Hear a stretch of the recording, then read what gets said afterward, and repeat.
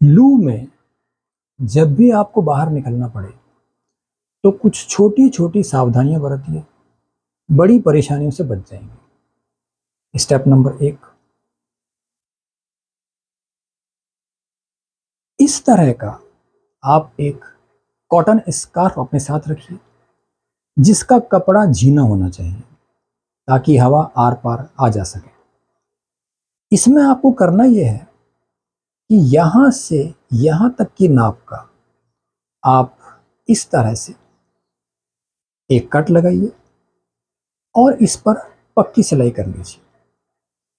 जब ये स्कार्फ बनकर तैयार हो जाएगा तो आप ये मानिए कि आपको एक हथियार मिल जाएगा लू से लड़ने के लिए। अब आप इस स्कार्फ को इस तरह से बांधिए कि यहां से यहां तक का पोर्शन कंप्लीटली कवर अप हो जाए ताकि आपकी बॉडी उस हॉट एयर के कांटेक्ट में ना आए। इस स्कार्फ को बांधकर जब आप बाहर जाएंगे तो गर्म हवा जब स्कार्फ से होकर आपके नाक तक जाएगी, मतलब आप सांस लेंगे, तो वो ठंडी होकर जाएगी। This is cotton.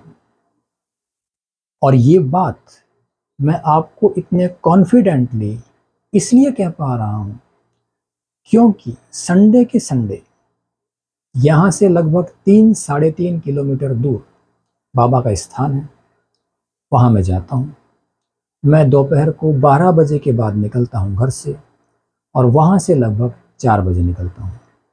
और आप यकीन मानिए, घर आने के बाद मुझे ऐसा बिल्कुल भी महसूस नहीं होता है कि मैं इतने गर्म वातावरण में जाकर आया हूं।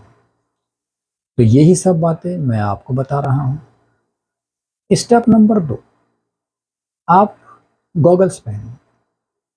गॉगल्स कोई स्टैंडर्ड की या दिखावे की चीज़ नहीं है, बहुत ही उपयोगी चीज़ है। और इस तरह के मौसम में तो जब भी आप बाहर निकलें तो आपको उसका यूज़ करना ही चाहिए। इससे आप डस्ट से और धूप की चिलचिलाहट से तो मतलब बच ही जाएंगे। इसका एक साइकोलॉजिकल फ़ायदा है, वो आप सुनिए। देखिए, आप बिना गॉगल्स के बाहर जाते हैं तो जो भी गर्म वातावरण होता है उसके कांटेक्ट में आप आते हैं तो वो हमारी आंखों के द्वारा, मतलब उसका अक्स हमारी आंखों के द्वारा जब अंदर चला जाता है तो घर पहुंचने के बाद भी वो वातावरण हमें बेवजह परेशान करता है।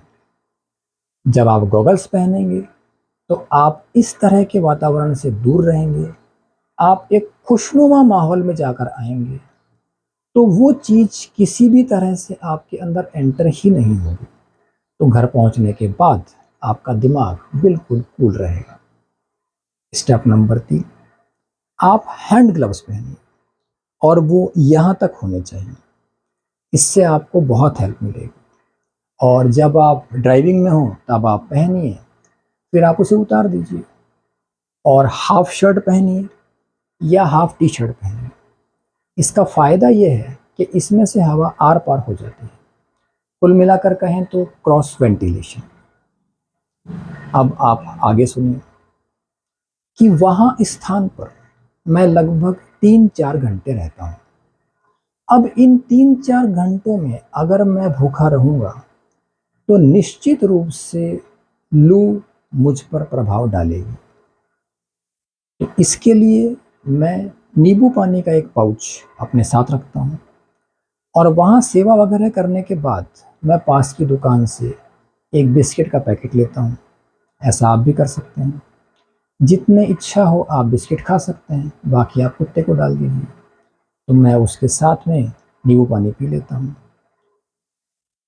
अब आप सुनिए कि जब आप इस तरह के गर्म वातावरण से होकर अपने घर आ जाते हैं तब आपको क्या करना है। देखिए, आपको घर आते ही किसी भी तरह से पानी के कांटेक्ट में नहीं आना है। टेम्परेचर डिफरेंस आपको नुकसान देगा।